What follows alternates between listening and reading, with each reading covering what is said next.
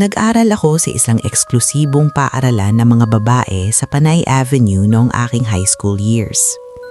Hindi kalakihan ng eskwelahan, magkakalapit ang mga gusali, at matatagpuan ito sa isang tahimik na bahagi ng Quezon City. Isang kanto lamang ang layo nito, ngunit kahilera ng abalang Quezon Avenue. Araw-araw, idinaraos ang flag ceremony sa quadrangle malapit sa grade school department. Maaga akong kumapasok noon at tumatambay kasama ang mga kaibigan bago magsimula ang asembleya. Madalas kaming umupo sa mga upuang konkreto malapit sa quadrangle para madaling marinig ang kampana. May isang konkretong upuan sa ilalim ng puno na palagi kong napapansin. May nakaukit dito na nakasulat, "In Memory of Mary Cherry Chua." Kakaiba ang pakiramdam ko tuwing nakikita ko ang upuang iyon. May halong pagkahumaling at pag-iingat. Marami sa mga estudyante ang takot dito. Ayon sa mga kwento, pinamumugaran daw iyon ng isang masamang espiritu o isang kaluluwang umiiyak sa matinding sakit. May mga nagsasabing minsan daw ay may naririnig silang iyak habang napapadaan doon. Kaya ang iba, umiiwas talaga. Umiikot sa kabilang bahagi ng quadrangle. May isa pang mas nakakatakot na kwento. Sino mang umupo raw sa bangkong iyon ay bigla na lang iiyak at mawawalan ng malay, para bang sinasapyan. Ilang elementary students na raw ang nakaranas nito. Dahil dito, may mga magulang na nagdalawang isip ng ipasok ang kanilang mga anak sa paaralan. Isang araw, naglaro kami ng truth or dare sa mga bangko. Nakisali ako, masaya lang. Nang ako na ang taya, pinili ko ang dare. "Ayan!"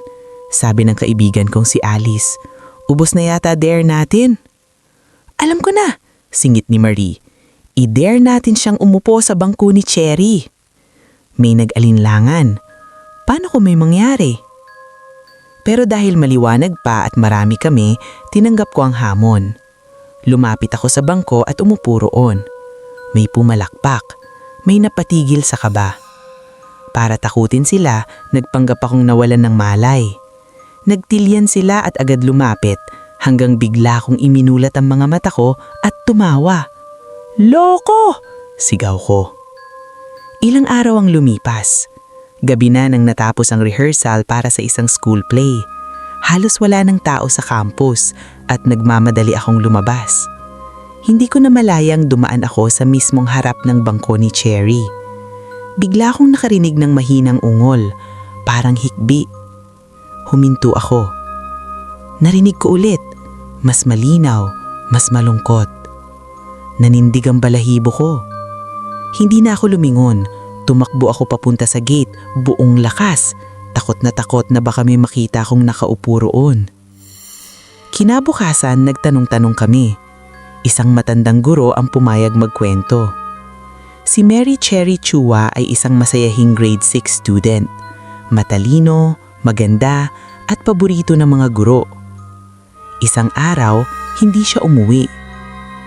Natagpuan ang kanyang katawan sa hardin malapit sa quadrangle. Ang gumawa nito ay isang dating janitor na may galit sa paaralan. Bilang pag-aalala, itinayo ang konkretong bangko sa lugar kung saan siya natagpuan. Ngunit mula noon, hindi raw tumigil ang iyak. Hanggang ngayon, nananatili raw ang bangko.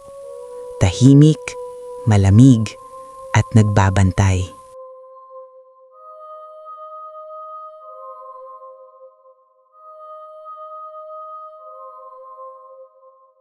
Kung may pakiramdam kang may nanonood sa'yo habang pinapakinggan mo ito, baka hindi lang imahinasyon ang dahilan.